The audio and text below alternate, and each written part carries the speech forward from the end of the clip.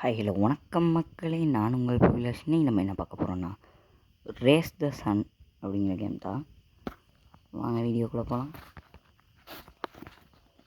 Okay, என்கிட்ட ஒரு jet drone இருக்குது. இந்த கேம் என்னென்னா, ஒரு ட்ரோனை வச்சு இந்த ஒரு எண்ட்லெஸ் ரன்னிங் கேம் தான்.